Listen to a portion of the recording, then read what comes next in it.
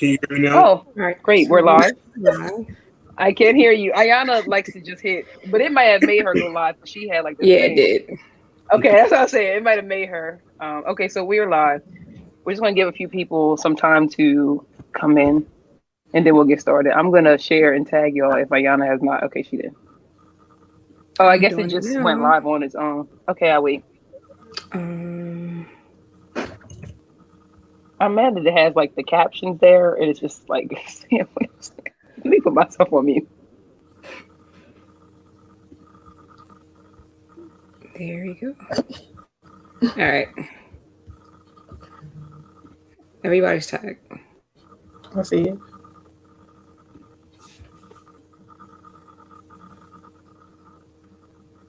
Hey, Tasha.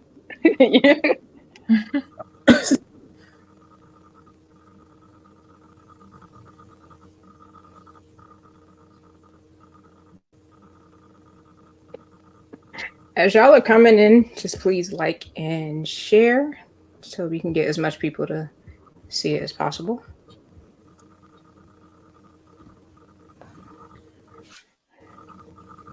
Okay, we'll just give it a couple more minutes. Is minutos how you say it in Spanish, Najo? Who knows Yeah, Spanish? okay. All right. I was thinking about this because I took Spanish in high school and I was like, I don't even remember that much with my numbers. Sometimes you wish you had paid more attention or you really went further in the subject that you took and now you're just like, man, I should have just did more with that. Clearly, I was you really didn't.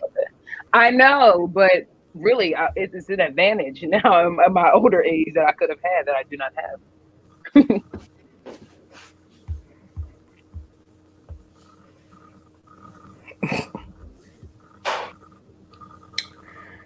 All right, we can go ahead and start.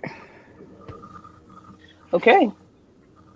So we're going to go ahead and get started. Hello to everyone who's watching. Thank you. If you are a recurring watcher or listener, we appreciate you. Today's topic, we're going to be talking about preachers' kids. This is a topic that is near and dear to my heart because I am a preacher's kid. I'll start by saying that. I don't know who's watching that does not know that, but I am a preacher's kid. So this is a subject that is near and dear to my heart. There is a lot that could be talked about. We don't have that much time today, but we're going to go over a few things. I'm just going to introduce who we have with us today. We have Hannah Wilson, and we have Lonnie Towers. Lonnie was a little late today, but we're going to go ahead and forgive him like the Bible tells us to. But we appreciate them for being with us today. They are both preachers' children. So we wanted to get a female's perspective. We want to get a male's perspective on some things today. So we thought they would be great contributions to the conversation. So as I said, we're going to go ahead and get started. And please, if you are not a preacher's kid, please do not feel like you can't. As always, questions, comments are welcome. Please don't feel like you cannot listen. Please don't feel like you cannot watch or take part because there is a lot that goes into having a role or a position in the church, regardless of whether you're a preacher's kid or not, although this is the subject that we're talking about today. Okay. So I'm going to start with the first question. And the first one says, how long have you been a preacher's kid? And we'll start with that first question. I will let someone answer first. I can answer it. So I have been a preacher's kid because I think you got to distinguish the two as far as like a preacher's kid versus a pastor's kid, because I do think there's like two different experiences. So I have been a preacher's kid my whole life. When I was born, my dad was already, a minister. So, or I think an elder already when I was born. So I've been a PK or a preacher's kid my whole life. And I would say I've been a pastor's kid for 30 years. Yes, 30 years. It's a long time. Yeah. Well, me, as like Hannah, I've been a preacher's kid since the womb because my mom was. I can't hear him. Okay, Lonnie, we can't hear you. It might be the way if you're on a phone, it could be the way that your speakers are set. It's a possibility. I don't know if you want to go out and come back in if you have to reset it. It's just a possibility. I'm not sure because we've had that just on before. Can you hear me now? We can. It's just going in and out. Try again. Hello. Mm-hmm. We can, but it's still going in and out. Okay, give me 1 second. Okay. Well, while he's trying to Joe? configure that, I guess Joe can go ahead.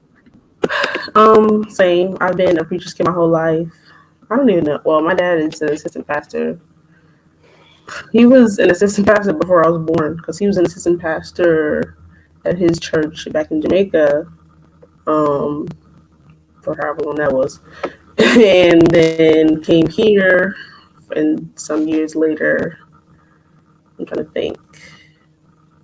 I don't know, but he became assistant pastor at my current church some years later as well. So I really don't even know. I'll probably know, I guess, but pretty much. But yeah, it's all I've known. So Okay. Lonnie, you want to go ahead? Can you hear me now? mm-hmm. All right. So, Hannah, I've been a preacher's kid all my life.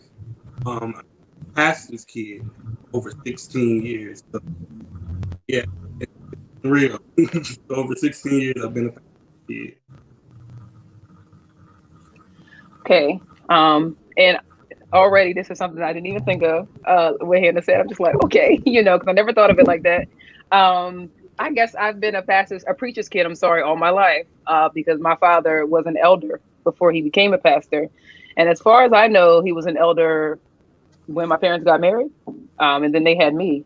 I could be wrong on that, but if I'm wrong, it wasn't too many years where he was not an elder. So, and then I've been a pastor's kid. Ooh, goodness. I don't even know. Maybe 20 years. It'll come up on 20 years, because he became a pastor of my church very young, at a very young age. So it's been some years. Yes. So yeah, I know Ayana is not a preacher's kid, but I know her dad is a deacon. So, and I know for me, I grew up thinking that a deacon just supposed to collect the offering. But I know it's much deeper than that. So I'm going to go ahead to the next question. The next question reads, do you or have you ever felt extra pressure as a PK, preacher's kid, pastor's kid in the church? I'll start. So with me, it was pressure. It was, but it was good pressure. So I didn't complain or anything. So basically, growing up in the church as a pastor's kid, it was always where we had to, we was the praise and worship leader, we was the musician, we was the usher. So I would say, like I said, it would be a good pressure. It wasn't a bad pressure.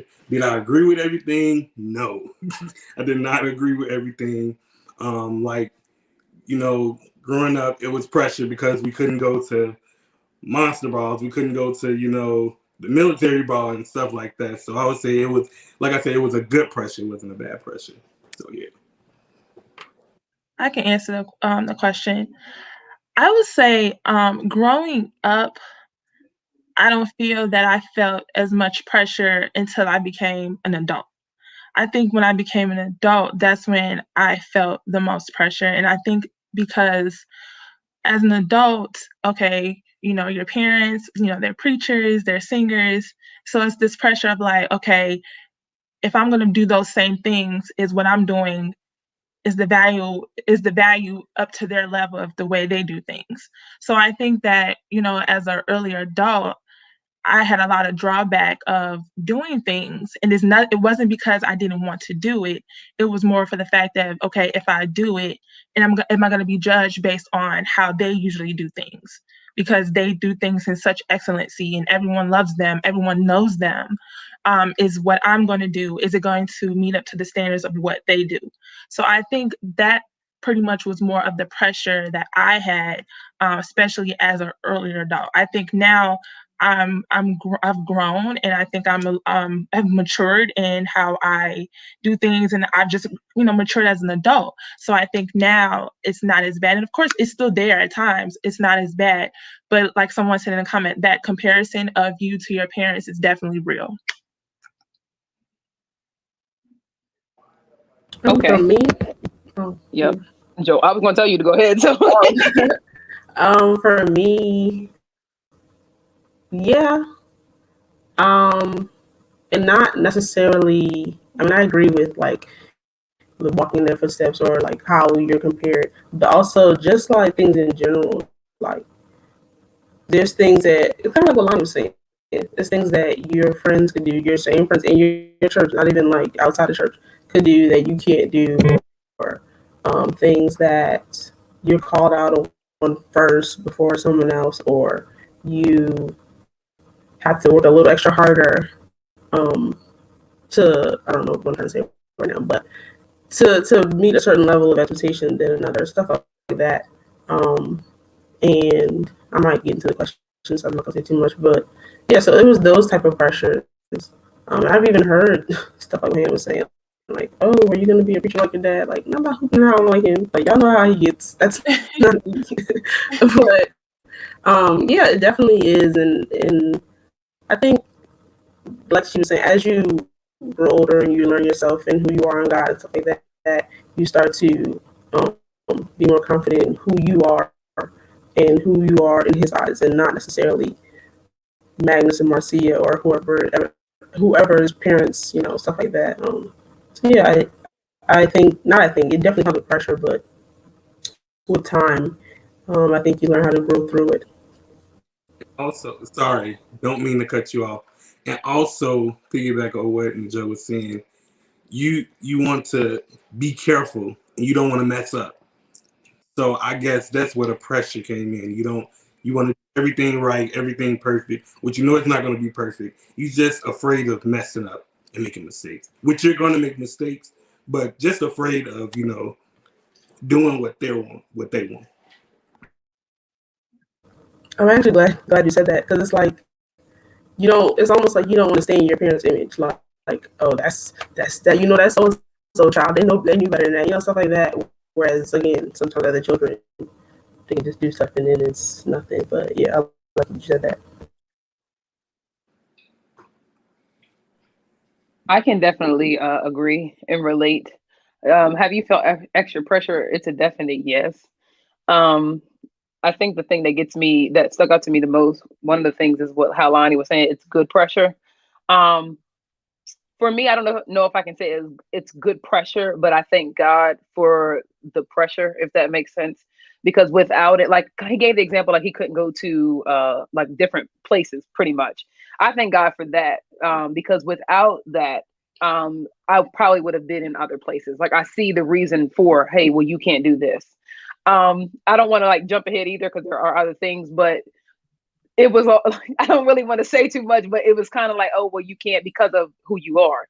I don't necessarily agree with that side of it, but I'm still thankful for it. I definitely get that, and like Najo was saying, it's like, oh well, your dad's this, and it's in you, and it's this, and it's that. Unless God says that He wants that for me, it's not about who my father is. And sometimes it's like, well, because your father's that, you have to be that. It's like, no, that's who God called him to be.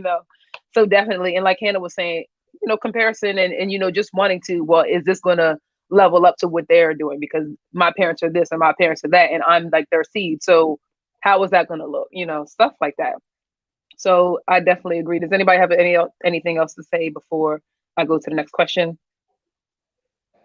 Not in No. comparison to pressure, because I think when I looked at the question as far as like pressure, I didn't associate it with the things that I could not or could not do. Mm-hmm. I didn't associate both of them.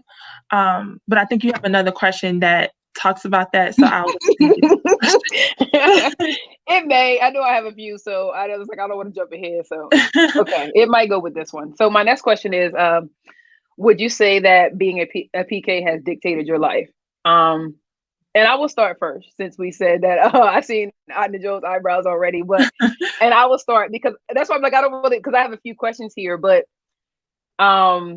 pressure, as far as for like what Lonnie was saying, that's why I'm like, I get it, but in a different aspect for me. Dictated is like, yes, because it has kind of been sometimes, well, like, and not necessarily from my leader, it's been from others, well, you can't do this or you shouldn't because of who you are as a preacher's child. And I'm like, well, so and so may do this or this person may do this, and they never get anything said to them, or it's like it's swept over more graciously because of who the individual may be. But when it comes to me, because of whose seed I am, it's looked at differently. So when I say dictated, that's what I kind of mean. I kind of mean like, you might not be able to go specific places, or you can't do this or you can't do that because of you being the pastor's or the preacher's kid solely. And if it's not solely because of that, that's like the first thing that's thrown at you, because you're the preacher's kid. It's like, well, shouldn't it be because I'm trying to be saved, not because I'm the preacher's kid? Because if that's the case, then neither should Sally, and neither should Joe, and neither should Bob, and neither should Thomas. But it's like, because I'm the preacher's kid, that's like the first thing that's put on the table. And I'm like, well, whoa. I don't think God's going to say, well done, preacher's child. He's going to say, well done, thy good and faithful servant, which is what we want him to say, as in all of us. So that's kind of what I meant by that. And I'm gonna let y'all go ahead and give your input and what your thoughts are. And it doesn't have to be exactly that. And just go ahead, Lonnie. Sorry, just to piggyback on what I was saying before. Like I said, I wasn't saying it as a bad thing, but I'm actually grateful to God, as it was stated, that I'm older now and I understood why I couldn't do that, why I couldn't go to dances, why I couldn't go to different celebrations. Is because right after, they told me not to go, something happened.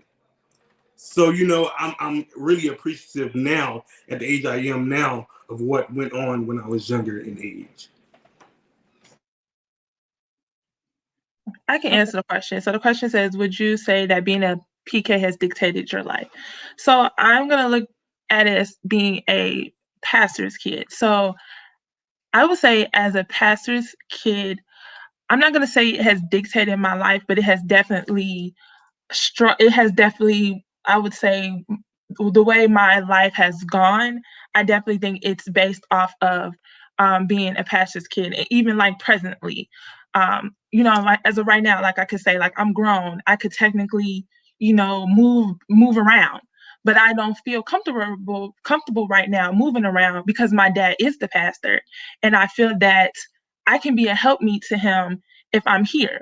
So while I could go and move somewhere else and be a part of a different ministry, I think it has dictated my life that he's the pastor, is for the fact that because he is the pastor, I feel like I need to be here currently. I would say in other areas of like things that I could not do, my parents and even people at the church, really, it was never connected to me like, oh, you cannot do that because you are the pastor's kid or you are the preacher's kid. It was more, and I guess this was maybe the positive thing that happened in my life, it was more that you cannot do this because we are saints and we are, we speak for holiness, and that's why you cannot do that.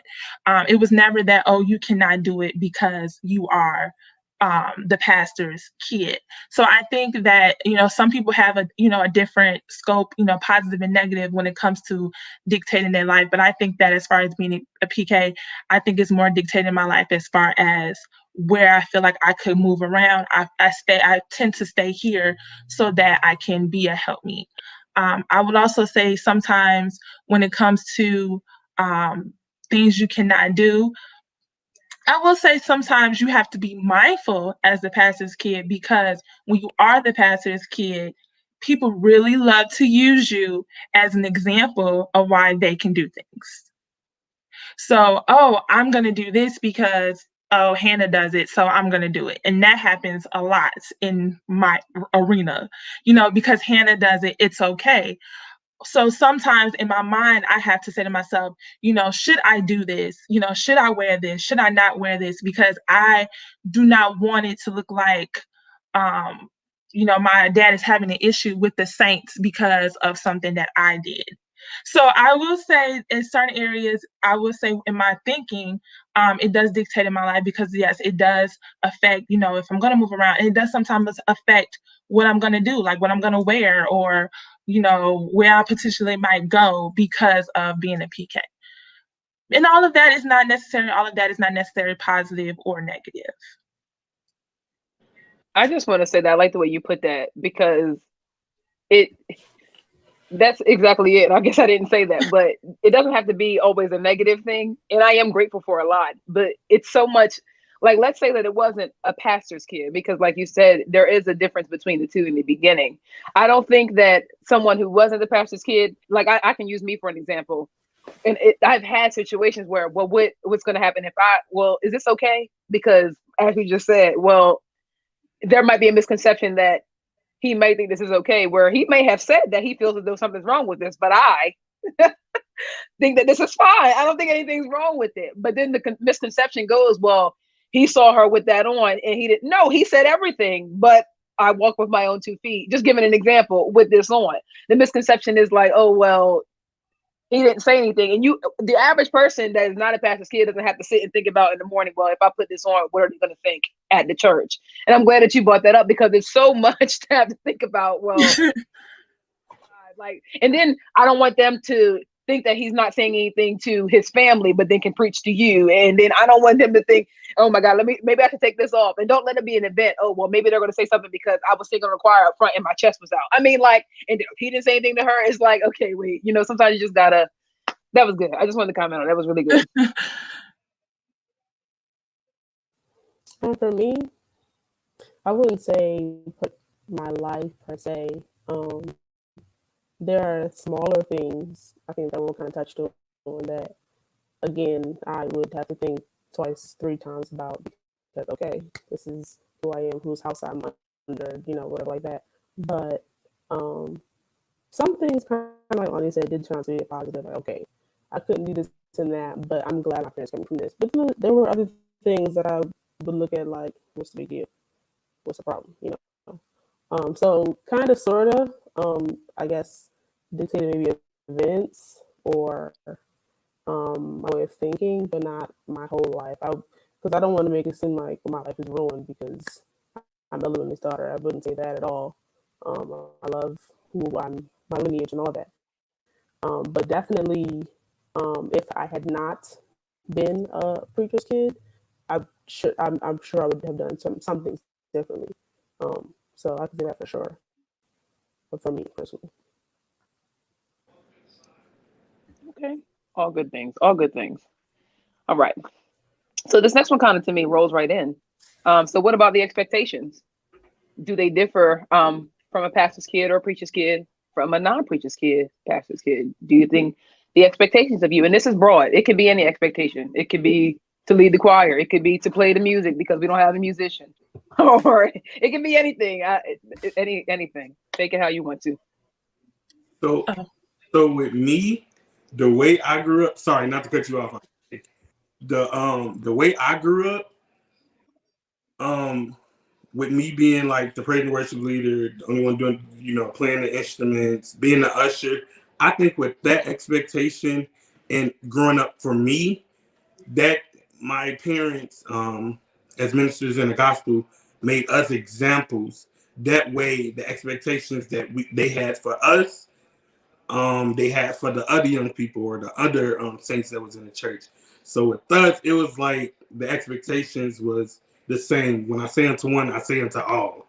So, basically that, and yeah.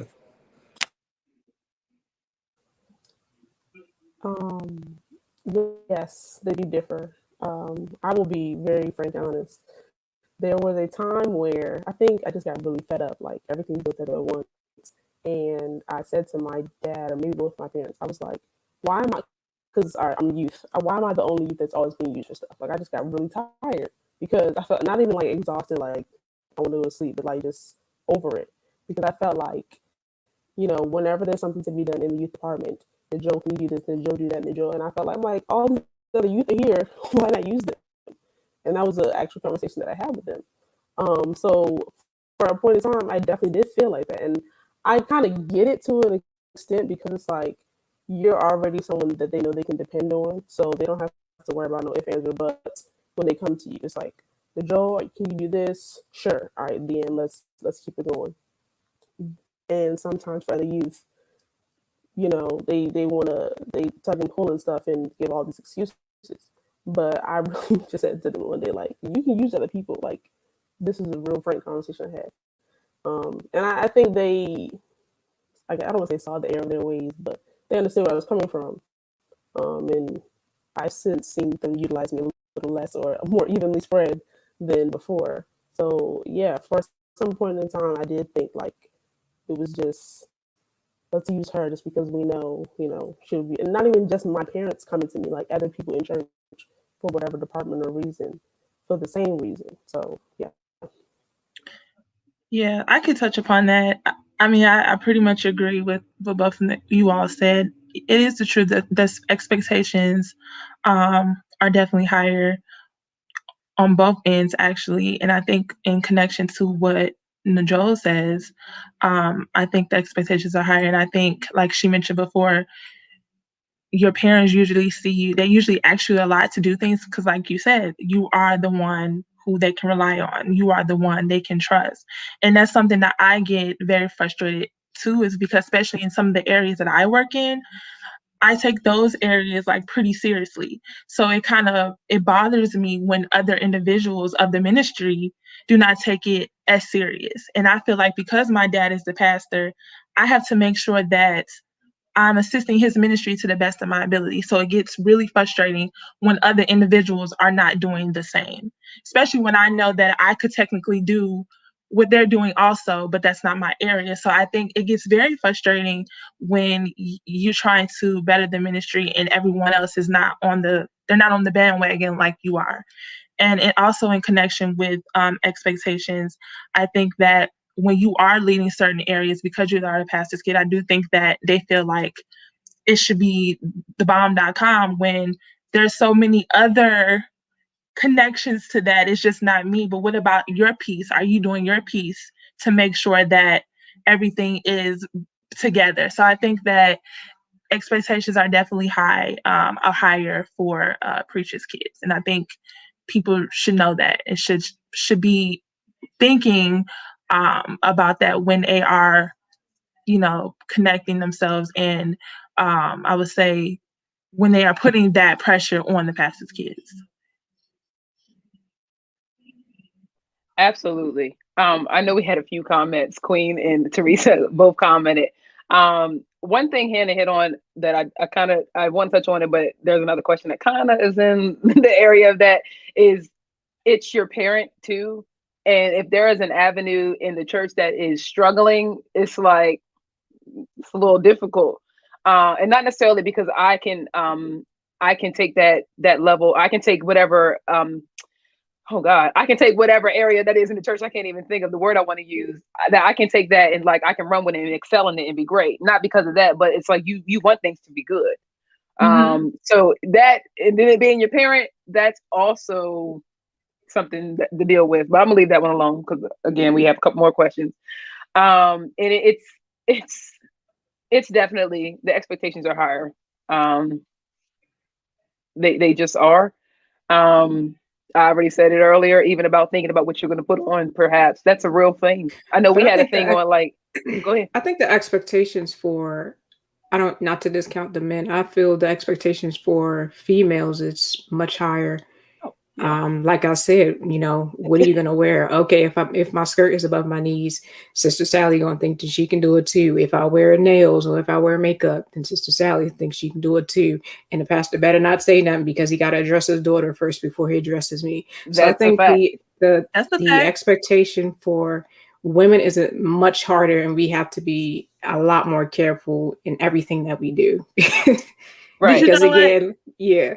Go I ahead. agree with that too. But even people have the expectations too with their sons as well. Like I can think of examples when it comes to boys or men that are pastor sons too. Like, Mhm. oh, his son is doing X, Y, and Z, so it's okay for my son to do X, Y, and Z. So I think it is a definitely connection with women, but I think the boys or the men they definitely have their issues as well.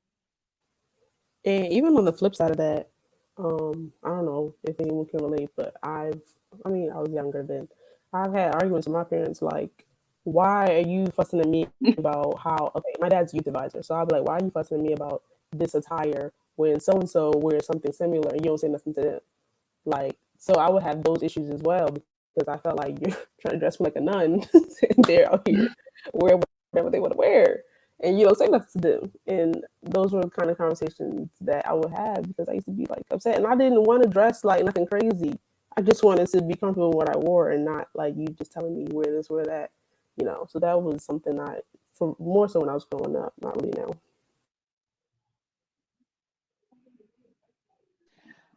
We did have a question. Ayana, can you put it back on the screen? Maybe you guys can read it and you might understand, but I just want to touch on. I Oh, think go ahead. kind of Nicole just answered that. Okay. Oh, yeah, she did. Okay. Do they say the same to other saints that they say to you? No, because I've had examples as well. And about men, I agree. But we just had a topic on. I don't remember what the topic was. Sometimes I don't even remember what I did yesterday. But it was about not church etiquette, but dressing and how. And it's not about, oh, well, you shouldn't wear this and you shouldn't wear that to be saved. It was more so like, how should you dress when you come to church, and what's a yes and what's a no, and is this okay? And we talked about the men versus the women. And I think Nicole Lattimore is watching, and she said some things that, I mean, she broke it down so greatly. There is some things that are necessarily not said to men that they are to women. My dad always tells the story how he always wanted 12 boys and one girl, and he got the one girl with no boys. But there are things that have been said over the pulpit openly in my church about to some of the guys, like, okay, if we're supposed to be set apart in specific ways, why do you look like this? Or why do you have this on? And why are you this and that? So some things are said to guys, but I definitely think it's more on the females, and not necessarily that our mother or our father or whomever our preacher or our pastor may be in our family doesn't say anything, but the church as a whole if you don't have on a slip and they feel as though you should, or your skirt is not touching the right part of your knee that they thought it should, or it's not right below the knee. I mean, it's just so much that comes with it. So I definitely, okay, yes, Nicole is here. I definitely think the expectations are a little bit different or could vary. But as Hannah said, and I know she knows firsthand better than I do, that things probably are said to men as well. If they're, that's why we have Lonnie here. If they are a pastor's or a preacher's kid, because we're all females. I think the expectations with men also comes into play, like as far as being a preacher. So if my father is a preacher, then if my father is a dynamic preacher, then I'm supposed to be a good speaker too, or I'm supposed to carry the mantle, you know, after he passes or whatever like that. And it's like, okay, maybe I'm meant to usher. I'm not meant to, you know, be a preacher. That's not my calling. But I think that sometimes, you know, preachers' kids or whatever can get thrown into things that is not necessarily their calling or thing that they want to do simply because of who their parent is. Just like Najol was saying earlier. I'm really glad you hit on that, because oftentimes now people say, I don't know if it's a prophecy or whatnot.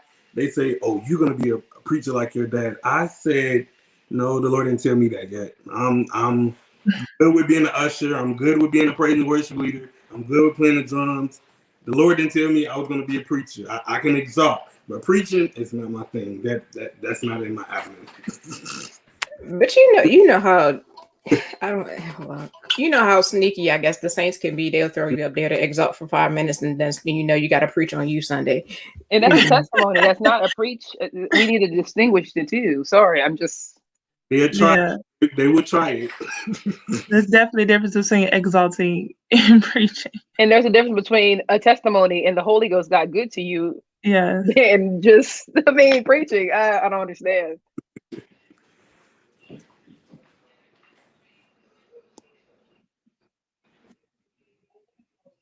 I'm sorry. I'm just trying to read the comment. I got really quiet. Sorry.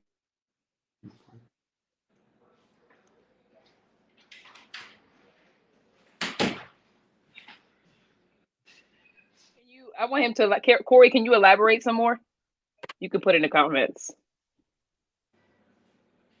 I guess I would like to know more about the trade-offs part.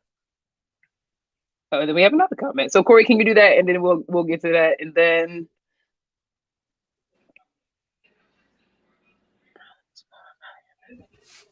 That's true. Yeah. That's true. Yeah. Go ahead. Somebody's going to talk. Go ahead. No, I don't know if this is what Teresa is trying to go with this question, but, and I wanted to bring this up. Like, I think that the success of a pastor's kid is definitely geared upon parenting. and the parents.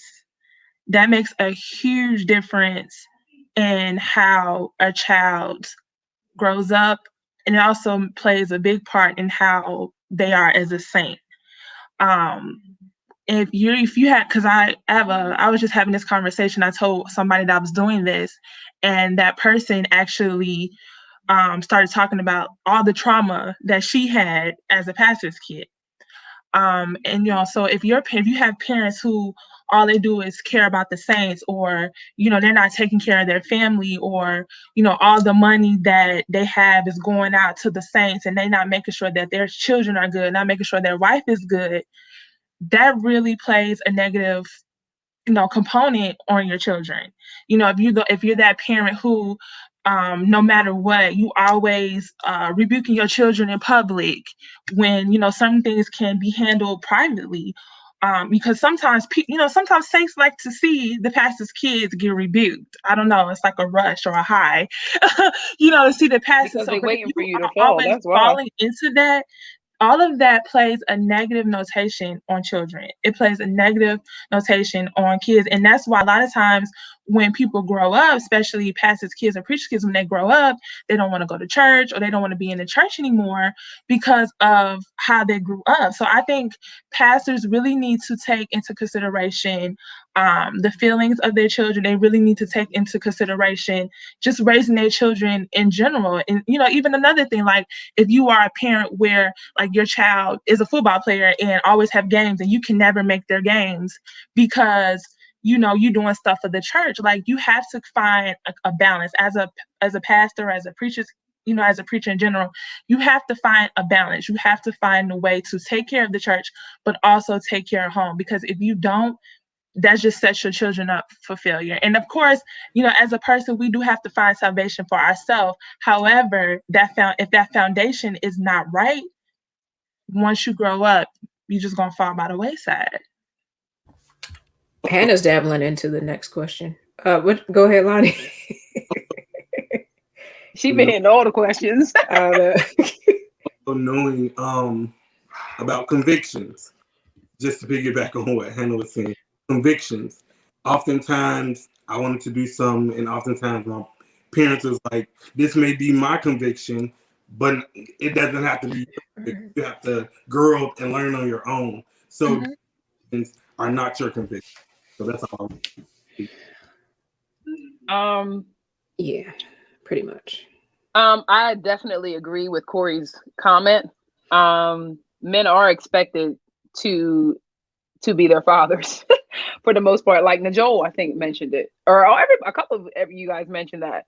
I know Jake was on the one we did Single and Saved, and he was talking about like how somebody was like, you got to get married now because you're an elder. And I actually told my mom about that, because I talked to her about it. Because for me, I don't understand. I don't get why, because you become someone in the ministry, as far as for title wise, that means, oh, get married. Because for me, that means, oh no, serve the Lord. I personally don't get that.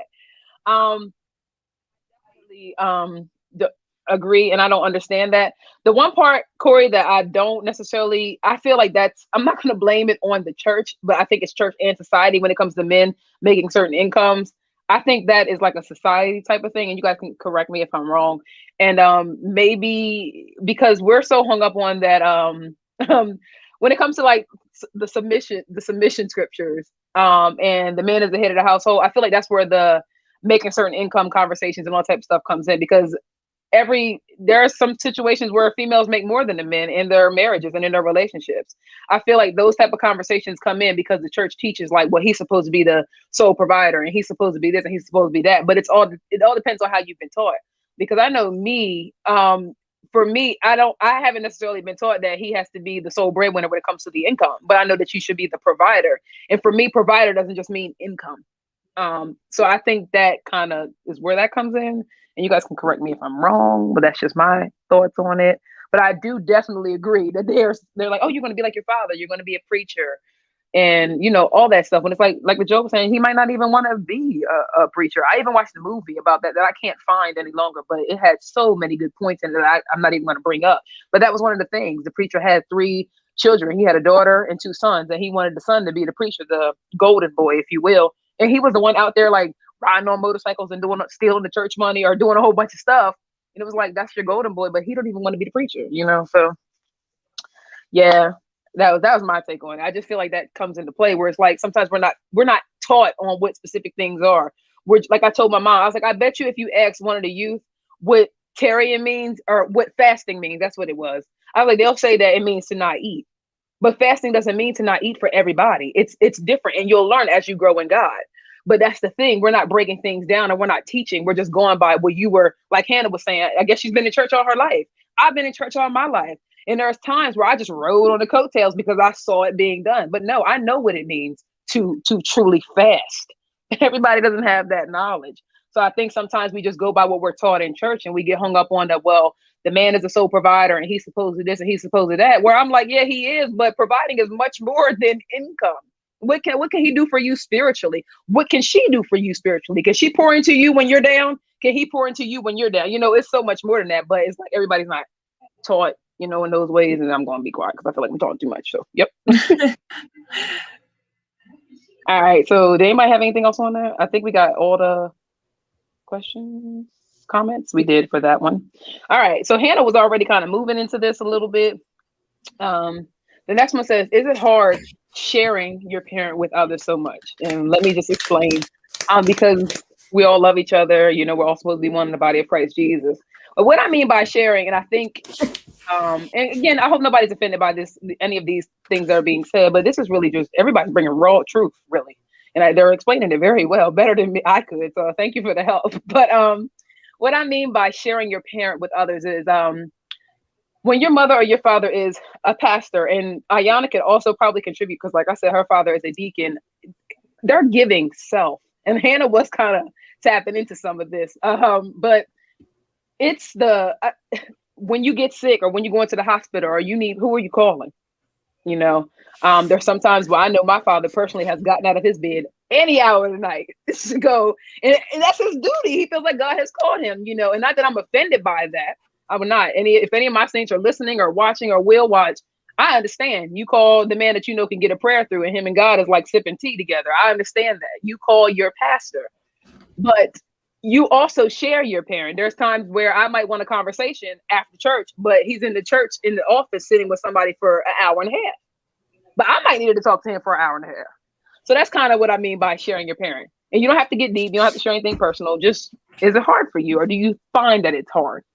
So I guess I'll go first because the ones that's after me going to have great stuff to say. I'm going to get with me, it's not hard for me to share my parents because when my mom was here, everybody called her Mama Rita, all that good stuff. So I didn't mind sharing my parents because they knew their stuff, they knew what they were talking about. So I really didn't. It wasn't hard for me to share my parents because really on my mom's, when she was sick, going through her sickness, people called her and needed a prayer through, and they called her on her sick bed, or she called people, and she was like, she didn't mind praying for them. So I was actually happy and overjoyed of sharing my parents. I can answer the question. And I think for me, the question goes back to parenting because for me, I haven't had a hard time sharing my parents because I feel like my parents have done a good job balancing. They've done a good job with, you know, taking care of home as well as taking care of their responsibilities at church. So I personally can say like I do not have a hard time sharing. I cannot think of a time where I felt like something was taken from me or a moment was taken from me or even financially or whatever was taken from me because of the church. But again, that's not the same situation for everyone. So, but as for me personally, I haven't had a hard time sharing. Yep. Yeah. Yeah. It's funny. I'm actually the one that's always like, yeah, you can talk to him or her about stuff, whatever. Like, and I've heard so many times, like, oh man, I wish I had a mother or father like yours. There's so this, like, just things that people were missing in their own lives. And I've loved that. Like, it's made me appreciate them more every time I hear that. And the fact that people view them as such, I want you to be, I mean, you can't have them as your parent, obviously, but I want you to be able to experience as much of them as you can wherever you're lacking. But it's funny, I didn't think about it the way you were thinking about it, like the late night calls. In that aspect, sometimes I do think like, okay, like, you know, the preacher got their own life too, you know, can you relax sometimes? Because to me, like, you know, our parents are getting older, and I'm that child that tells my parents what to do, you know. So I'm always like, you know, you I need to can see you chill, you need doing to that too. relax. Yeah, I'm like, you need to chill, you need to relax, stuff like that. I'm always doing. So in that regard, yeah, like sometimes I feel like people feel like their every beckoning call or whatever it is should be responded to because, oh, you're this person, you're this assistant pastor. And I feel like you have to still remember they're human, you know. So Yeah. in that aspect, yeah, I get that. But in terms of just like sharing, I don't have no problem with that. Yeah, and I think I can definitely relate to what Najola says. Like I said, I don't haven't had any issues with sharing, but I do think that you do have those saints that they require additional, I guess, additional services or whatever you want to call it. And I don't think that. I think if you get more like frustrated or angry, that they feel like they can utilize your parents that way, or sometimes I think I see it sometimes as taking advantage as your parents as well, utilizing their time, or especially with foolishness, because sometimes it's pure foolishness that sometimes people are weighing down your parents with. So I agree with that. Is sometimes it's more of their energy, not necessarily their time, but more of their energy and well-being that you get more frustrated about versus their time. Absolutely. And although, I went talking first, for me, I mean, he's right over there somewhere on the other side of the wall.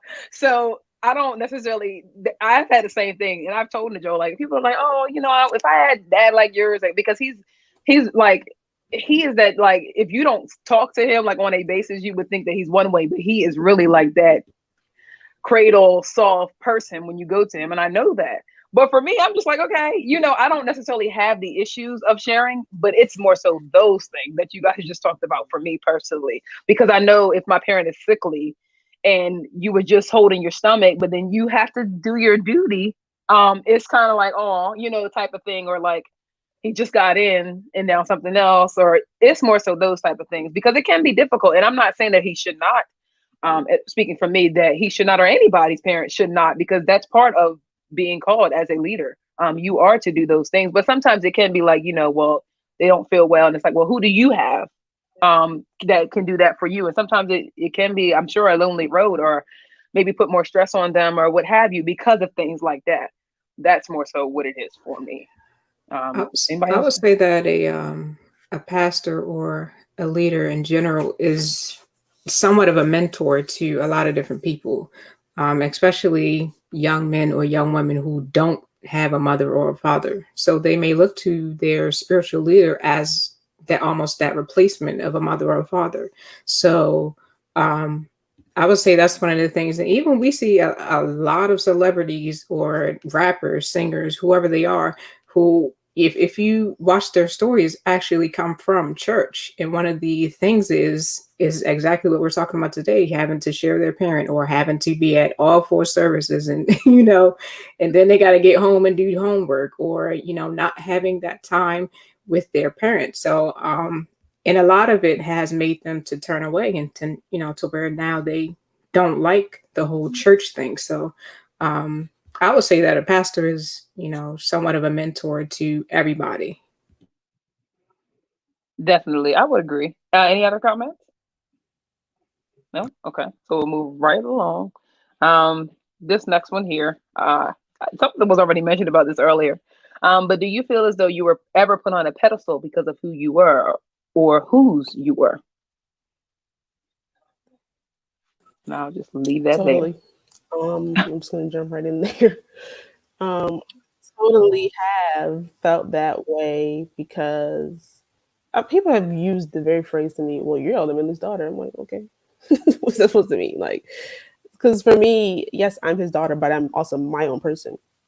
Um, so I've definitely felt as though there have been times where I've been put on a pedestal and just looked at as if, well, since you're this person, there's a certain mold you're supposed to fit at all times. And like I was saying about our parents, just like us, we're still human. The same, trials that you all face, we face. So we can fall too, stuff like that. But that pedestal, usually it's looked at as you got to stay up here at all times and fit this image at all times and do these things at all times, and that's not realistic. And I think, depending on your personality, if you listen to that all the time, you're going to think that's who you have to be. And you start to lose your own self because, all right, so and so said this and so and so said that. So you're starting to form who you're supposed to be, but you're not really who you are supposed to be. You're who everyone else sees you as how you're supposed to be. So yeah, it can definitely do that. And if you're not strong, it can definitely deter you, But yeah, I would say yes. I can answer. Yeah, I actually agree with what Joel says. I think that people do put the pastor's kids on a high pedestal. I don't know if you guys have heard that concept of like, oh, they think they're better um, than everybody else. That's definitely real, of people thinking that the pastor's kids is better than everybody else and that they get treated better and all of that type of thing. So that's definitely real. That whole concept of people thinking that the pastor's kids think they better than everybody else. So honestly, I feel like the saints put the pastor's kid on a higher pedestal. It's not that we feel that way. The saints feel that way. It's even with the whole idea of like, oh, if your pastor's daughter sins or like has a baby, because that's a big thing. Like if the pastor's daughter has a baby, and then but somebody else does too, what is the difference really between the pastor's kid and that other person? We all were born in sin. Like there's really no different. But the saints put the pastor's kids on a higher pedestal, thinking that the pastor's kids technically shouldn't be doing these things when we're all the same. We're all the same. So it's the people that puts the pastor's kids. We don't put ourselves on a pedestal. People put us on a pedestal. I absolutely agree.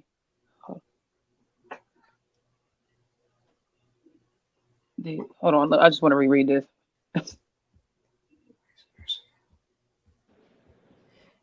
Yeah, Yeah, Lord forbid. Go ahead, because you might be ready to say what I was going to say. No, I was actually thinking what Hannah was saying. I was saying just Lord forbid, like I said, as a female, the pressure is more. Like if we should get pregnant, it's the talk of the church. Okay, I thought you were going to say what I was going to say based on Teresa's comment, but I guess I'll go down the list. I would agree with that. I was talking to my mom about that actually, because I think she said, it's not that, like she was saying, like, it's not that all sin is not sin, but it's like as saints, we'll look at that sin differently as far as for somebody committing fornication and getting pregnant, because it's one that you can see. It's done in the body. So that's why we look at it that way. And that is it. But it's like the guy is not like she got pregnant by herself. Like, it's just like we don't look. Sometimes, Lonnie, don't be upset with me or none of my other men, my boys down there watching. It's not that we're saying that y'all get off scot-free, because you don't. But I think that when it's the female, it's like, because you can see it developing, it's like so much is upon her, when it's like, well, two tangoed and now we're moving on to salsa in the dance class, because this is what has happened. So that's how it is. And as far as for Teresa's comment, I mean, you've heard in the beginning, if you watch from the beginning, how long we've all been a pastor's kid or preacher's kid. And I'm not saying we're all still young, but I know I remember we did this courageous conversation thing. I think we were in Philly, and I was on, because y'all know I love to talk. It was me, Wilson, Hannah's dad, and it was Yolanda Fedler Carr. And they said that we had 3 generations of preachers' kids. And I brought that up because that means that Bishop Wilson has been a preacher's kid as well, and he's older than me. I don't think that will ever happen, where a pastor will look at all saints the same. I'm so sorry. And I'm not saying that it's not doable, but even if he does, I feel like his job, and I can ask my dad, I can ask a pastor or a preacher's kid, it's very difficult, I would think, to look at all preachers' kids the same, or all saints the same, when you have, as Hannah said, well, if I was to get pregnant right now, and then you have Sally over here that did not, or she did, it's very difficult to be like, oh, well, we all get treated the same when all the saints are going to talk about me much more than they're talking about Sally. So, I mean, we're human at the end of the day. You know what I mean? And to get to the question now, the pedestal part, absolutely. And like Hannah said, people create that pedestal.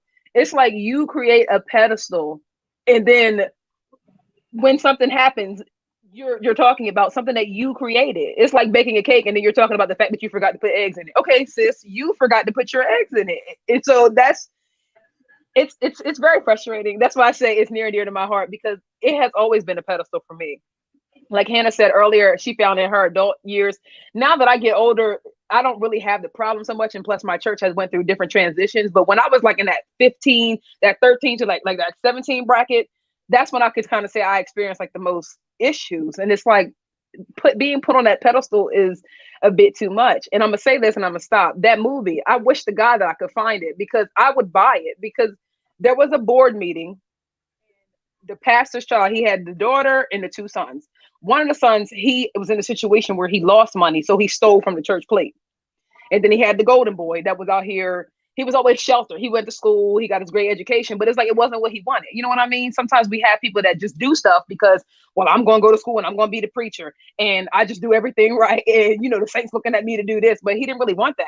So one night he met a girl at like a bar, and it wasn't doing necessarily anything wrong, but she didn't look like what the saints would have liked. But it was like he was into her, you know, and he wanted to experience things, and he felt like, well, I just went to church and went straight to school. I haven't even really experienced anything. And it wasn't anything bad, but it was like, I've never even been outside the church doors. I went straight to school, and I didn't really, I focused, and I graduated like dean's list or whatever. So I'm great. And then he had the daughter. The daughter got pregnant, and they had a board meeting, and they was talking about it. And they was like, oh, so we're not going to talk about how your son went to jail and did this, Deacon Edwards, just using that name. And it was like, and we're not going to talk about how your daughter mysteriously disappeared, or your granddaughter mysteriously disappeared for 9 months, but then she came back with a baby, and y'all talking about it was so-and-so's baby this. And I mean, it was just, I loved the movie because I was like, this is real life. You're in a board meeting and you want to now dethrone a pastor or talk about him in front of his face because his kids are having troubles. Yet everybody in the board meeting had somebody in their family that had the same troubles. Y'all feel me? But it was like, they was just so stuck on the pastor's 3 kids. And I told my mom, I was like, I love this movie. And the reason why I love it, because it's life. It is so light. It was just life. It was life for me. I was like, this is true. She had a baby. Okay, and so did this is Sally's granddaughter. Yes, that's what they said. And that's how they was in the movie. They was like, okay, and then nobody gonna talk about, you know, how your daughter left for 9 months, but then she came back, and y'all talking about it's, oh, that's my great niece. No, that's your granddaughter. You know, and they were just like, it was just crazy. But I wanted to bring it up because they had his kids on pedestals. And I mean, y'all, it was just so much. Even the girl, she was like, you're so worried about what they're saying about me because I had a child with somebody on the choir that all I need right now is a hug, and you can't even give it because you're a pastor and you're worrying about the saints. Like, this is so true. And not that I necessarily experienced that, but pastors sometimes get so caught up on that pedestal, like, well, you supposed to be different. Now you had a baby and I'm upset, and they looking at me. It's like, well, she got to walk her own life regardless of what they saying, you know? So that was really it. But I really want to talk about that movie because it was just, it's just great. It's just how life is. I'm like, this is one of the movies that's really hitting home for me.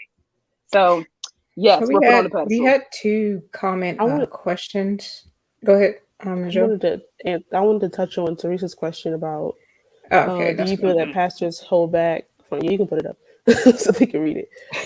I think I'm gonna say I feel like they struggle. I was running my mouth. I'm gonna say I feel like they struggle with defending children and spouses because there's the obvious of, if I defend them, the saints are gonna think I'm being biased because these are my kids, this is my wife or whatever like that. But at the same time, church people will find every little thing to try to tear them down when sometimes they're not even doing nothing wrong anyway. So you're not doing anything wrong, but Sister Susie is saying, oh, she did this, she did that. So then it's like they're kind of tugged, like, well, what do I do? So I can't say that they hold back. I don't know for sure, but I do feel like it's probably a struggle because they still want to be fair and all that, but they don't want to go home and then their family is in their face like, well, why did you say this? Or why did you, have my back or whatever like that. So I think it's probably definitely a struggle for them. So with me going back to the question, I ain't getting. Mhm. I was agreeing with everything you guys are saying. That's why I was holding back on talking. But I do personally feel that people put pastor's kid on a pedestal because oftentimes for us, I can only speak for us, the Towers kids. Oftentimes we've heard, "Oh, look at the Towers kids. Look at them. They sit by their mom all the time and all that good stuff." So I do feel that people, as it was said, saints put the PKs on a pedestal. Absolutely, Lonnie.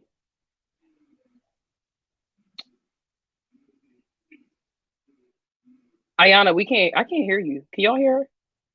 Oh, I said Nicole had a question like two Okay, questions let me ago. read it. She said, "What do you do when the Saints take it too far and they think that your parent is their parent and become competitive with you?" That happens. Oh man, okay. I kind of want to answer them. I'm trying to I'm figure out gonna how hand to go ahead. I Go can ahead. answer it. um, yeah, that is no, because I'm trying to answer without like giving like a lot of detail.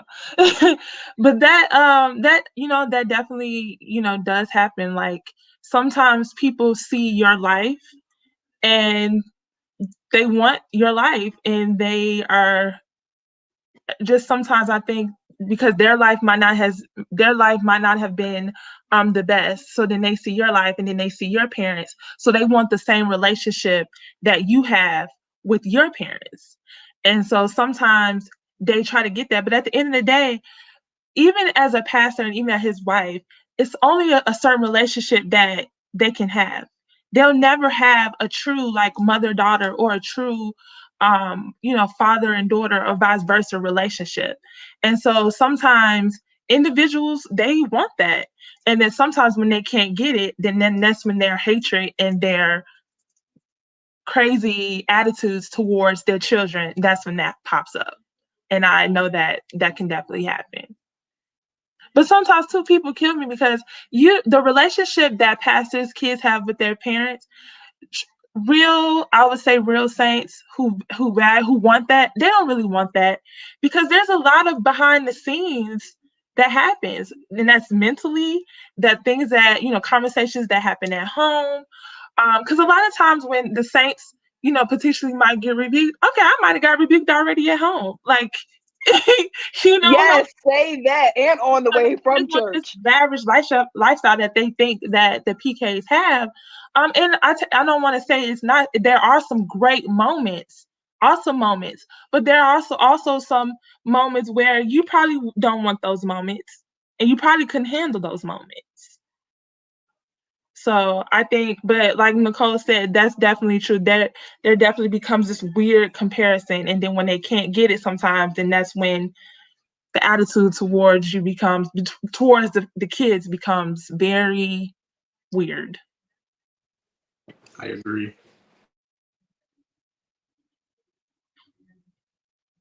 Anyone else, or did Hannah pretty much answer the whole thing? Joel gave a thumbs up, so that means you did it, Hannah. Let me just make sure we don't have any more questions. Teresa, I saw your comment about what was the movie. It's called Let the Church Say Amen. It was, I guess, a BET special. I saw it. Netflix, they be playing. Then they want to raise their prices. But I saw it on Netflix. But I will show you it or text it to you later. But that was what the movie was called. Do we have any other questions? Okay. No, I don't think we did. Nicole said she opened up a can of worms. You did. There's one last question. Okay, yeah, there is one last question that I have.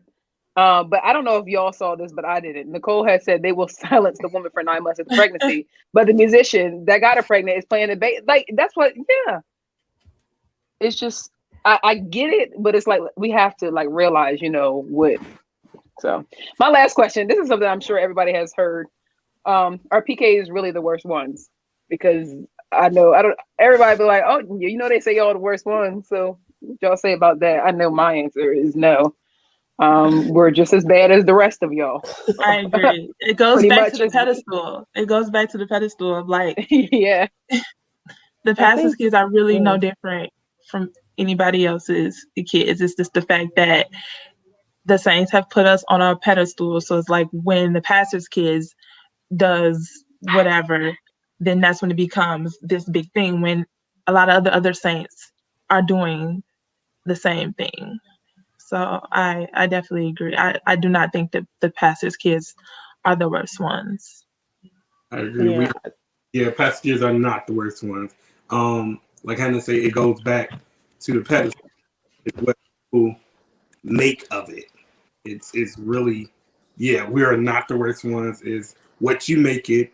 Oftentimes, like I said, people would say, "Oh, you should be like the towers, or you should be like certain such and such." So I really don't think the PK. We're human just like you. Yeah, Absolutely. I'm gonna let y'all go, then we'll do the last question. Yeah, I definitely agree with that. And I think sometimes even that worst ones label comes from like somewhere back with what Hannah said, like when you lack that balance and then the kids don't really want to be bothered with church anymore, whatever. And then it's like, well, yeah, see, that's why they turn out like that, stuff like that. And it's just like, it's way deeper than that. And until you live that life, you really don't know. But just in general, like, no. But y'all take sisters, y'all stole a pencil, and now you're the prime burglar suspect. Like everything is just elevated and exaggerated, for no reason. But no, we're not. We same struggles and all, but Absolutely. I agree. And Teresa was just kind of piggybacking on what Hannah said, PKs can get it. I remember somebody once said openly that it seems like PKs don't get any punishment. And I think, I don't know if it might have been Hannah's dad. Somebody was like, well, you don't know what they get when they get home because you don't. You just know what you see at church, which might be nothing, but that sometimes you just really don't know. And then that was my last question, but we have another question here. It just says, I want to know, would any PKs still be members of the church that they are at if their parents wasn't a pastor or preachers at the church? And I will go first. I would say yes. It's something Hannah said earlier kind of had me thinking about like how you want different areas and avenues of the church to be excelling because your father or your mother may be that leader, and that's correct. One of the difficult things when your pastor, or I'll say when your pastor is your parent, is that it can be difficult because sometimes you can feel like, well, this area is not excelling and this is it's God's church, but my father oversees it. And it can be difficult because you're like, sometimes you can be like, what can I do? Or you feel like you've done a lot or you try to. It's just, when is somebody else going to take this mantle and say, I'm going to stand flat footed and I'm going to take control of this? When is somebody else going to step up and be like, oh yeah, well I can, without somebody else, that type of thing. I can say that I could, because me going to the church, I don't think has anything to do with my father being the leader. It's about, well, am I getting the word? Where else can I go when I know that I'm getting the truth? If he took down right now, it wouldn't matter to me. All right, sit down. Who else is going to come? It doesn't. And I've said that quite often because for me, I'm not big, and people who know me personally, I'm not big on titles. I don't. If you want me to call you Episcopal, Bishopess, whoever, I can call you whatever you want me to call you. It doesn't matter to me what position you hold. And I'm not saying that. Please understand me. I'm not saying that in a disrespectful way. I'm saying that I don't get caught up in who has this position and who has that position and who wants I don't get caught up in stuff like that, because for me it means more money that you're going to have to give during offering time. So I don't really get caught up in things like that because honest to God, it doesn't really bother me. And I think I might get some of it from my leader because I've seen it where a pulpit is full and he sits on the deacon bench, but you're the shepherd of this church. So it doesn't really matter to me. So I can say that I think that I would. Have I thought about going to a different assembly? Yeah. As I say, even if the Lord allows me to shift one time, he may just do that. I can be okay with it. But I think I just told Nicole, actually, maybe this week, I don't know, it was one of them. I was like, and Lindsay, I was like, if the Lord allows me to go to another church, okay. But if he doesn't, okay, it's okay with me, but it's not like that for me. I'm not caught up in it like that. Mm-mm. I agree, Abene. It really doesn't matter to me. It doesn't matter. Wherever I'm getting fed that great word the true and rich word, it really doesn't matter to me. I think for me, because I think everyone's answering the question a little bit differently. I think for me, I feel the need to stay at my current church.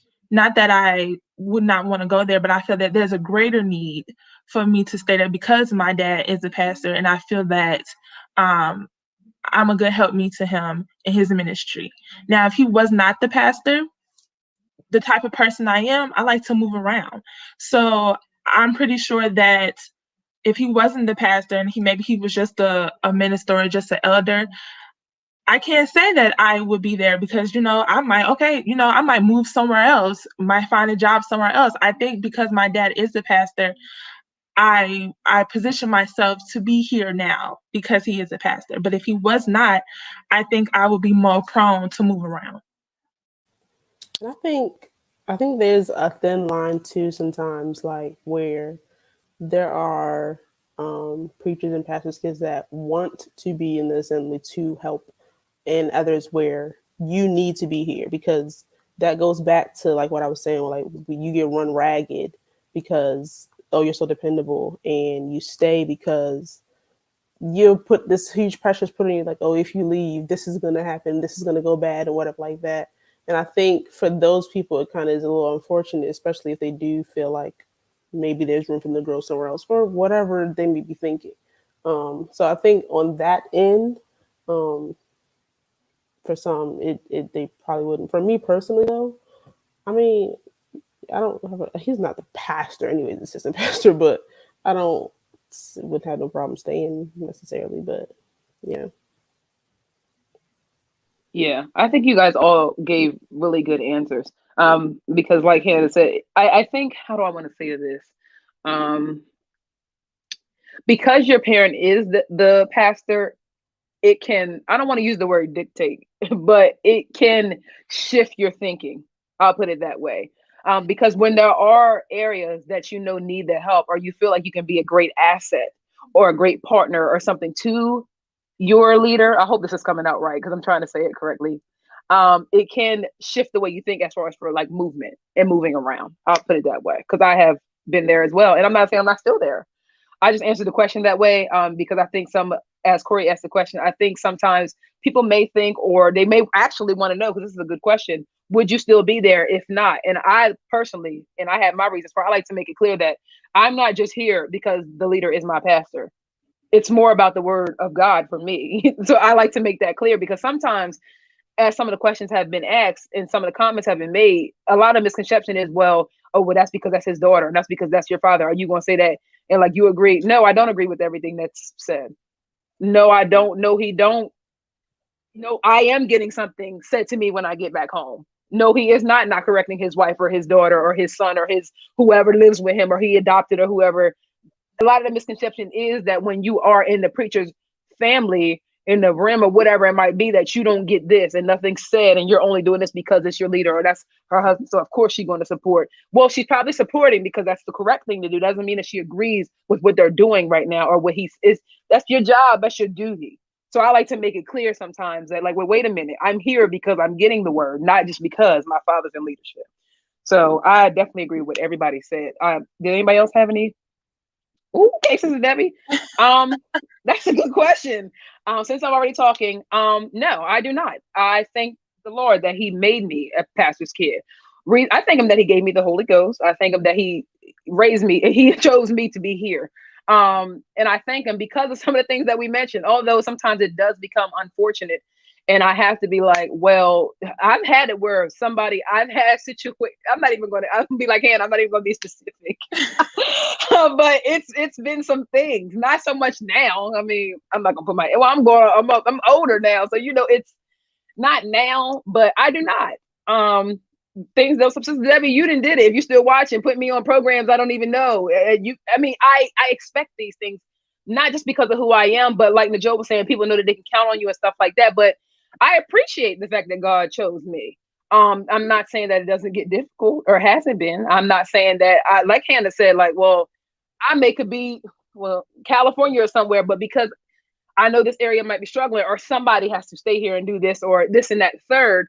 It has its ups and downs, but no, I wouldn't. I don't wish I was not. I'm grateful for it because of this, like Lonnie was saying in the beginning, because I was the precious kid, I could not go there. And now because I didn't go there, I'm able to do this, and certain things like that. So no, I don't wish that I was not. I'm grateful for it.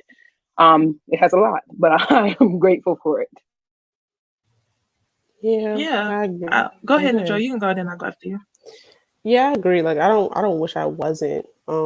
I can see maybe like in other people's lifestyle and how their path went, why they wouldn't, and that again goes back to that balance thing or whatever like that. But for how life has turned out for me from beginning to now, like you said, yeah, there are a few hitches and ups and downs there, but it was the good outweighs the bad by a mile. Like it's not even, it doesn't weigh on me like, oh my God, like this lifestyle, has changed everything drastically and whatever like that. So I don't wish that at all. I'm glad for that bringing.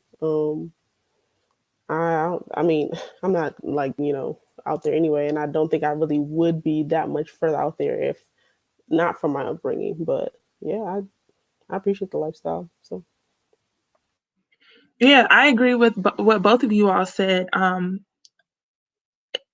Like you said, it has its pros and its cons, but the good does outweigh the bad. I appreciate all of the experiences. I appreciate the places I've gone. I'm 35, I'll be 35, but just all the places, all the countries, all the states I've been able to explore. I don't think I would have been able to explore all of that if it wasn't for being able to go to these places, with my parents. And even just being a PK, like how it has prepared you, even in the work field, just some of the skills that you learn in church, they're definitely transferable outside of that. So I agree. I would not change this experience. Of course, like I said, it's had its highs and its lows, but I've had an awesome experience.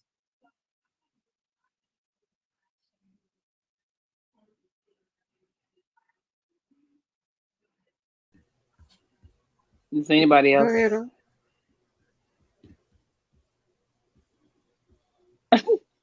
Does anybody else have a comment on this question?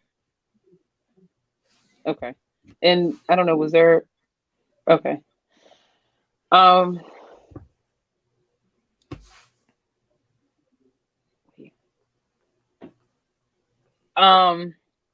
Me personally, because we're getting ready to wrap up quickly.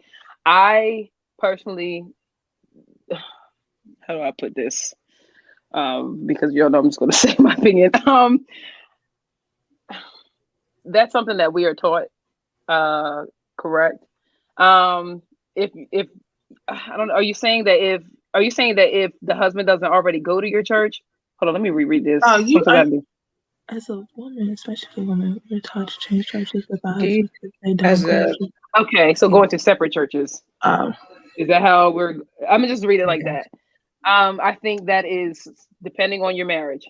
I don't yeah, think you're wrong. I don't think you're right. I know that we were taught that, and I'm not saying that how we were taught is wrong. I'm not saying that we're teaching it wrong, but I understand why we're taught that way. But if you and your husband decide that I'm going to go here and she's going to go there, okay, that's what y'all decide, and that's your business. I agree. That's just what it is. One thing I told somebody one time is like being married is a choice. That's the first thing, and getting married is like another choice. After that, you guys are choosing what you're going to do, how you're going. One thing I want to say as well, and some people may disagree, and that's okay. I still love y'all. If he chooses to go to her church, that's another choice. That's no sin in that. At least I don't know. And if it is, somebody please inbox me or tell me. If he was to get married and go to her church, there's nothing wrong with that if he decides to. That is their marriage. Yeah. Choices. God puts some before us. We can choose. Yeah. Yeah, I agree. I think that's a personal discussion that you have to have between you and the person you're going to marry, as far as what churches you're going to go to, or even if you guys are going to stay at your own home churches. I just think that's everyone has their own experience. I don't think you can give a yes or no to that. Yeah. And I mean, we've had some discussions on marriage and dating, but honestly, I think the single and save or dating is a good topic that we can come back. And again, I'm wrapping this up, but we teach a lot of things, and I'm not saying we're being taught wrong, but let's really break it down and see what the root of it is and why we're actually teaching this, especially when it comes to things like this, because that's a choice. That is a choice. He can go to yours if he wants to, and you can go to his, or if y'all choose to do this, even when it comes to like income and stuff like that. Okay, she makes more, he makes more. Okay, that is y'all bit. However y'all want to pay y'all bills, it's fine.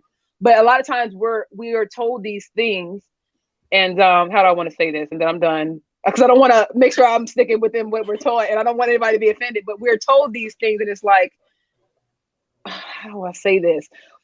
Okay, like the woman, and she like cooks and she cleans and all that. Okay, this is 2021. We both hold down jobs. There is nothing wrong with him frying chicken, especially if he's a better cook than me. There's nothing wrong with that.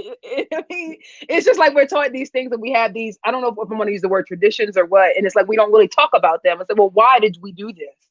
Because we're in a different day and age, and we both work. And even if my dad told me all the time, what you gonna do when you have 3 kids? Well, when we get there, we will talk about it. But for right now, I'm gonna DoorDash this food and I'm gonna eat it, so I don't know. But anyway, I thank everybody for watching it, and I love the input. I figured this was going to be like a good one, because I know this is a topic that, it kind of gets going every now and then, not in a bad way, but it's good. Everybody asked good questions. Thank you, everybody who had questions.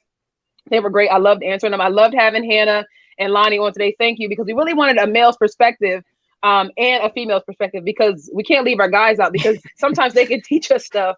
My husband, Sister Debbie said he can iron better than her, but Sister Debbie, you got to stop, because I be talking. But that's true. But we'll say like, well, she's supposed to iron. If he can iron better than me, okay, babe, go ahead and iron my shirt, babe, because I need to be sharp for something. We need to be cute. You know what I'm saying? So like, it's not that serious. Like, yeah, it's just not. We make stuff so big where I'm like, okay, so what? I make more money. We're supposed to be one. I mean, it's just so much. It's just really so much. It's so much. Let me just be quiet. But again, I thank Hannah and Lonnie for coming on today, because it's good to sometimes it's really hard to find guys for different topics. So I really thank Lonnie for coming on today. I don't know if we'll be back next Sunday, but if not, we should be back the following Sunday. If you are not already following us, please do. If you have any topics that you want us to bring up, if you want to be a part, just let us know, and we'll try to get you on. We've had people suggest topics before, and we did them. So yeah, and everybody enjoy the rest of your Sunday, and stay blessed. And that's all I have for you. All right. Okay. All right. Bye, everybody. Bye.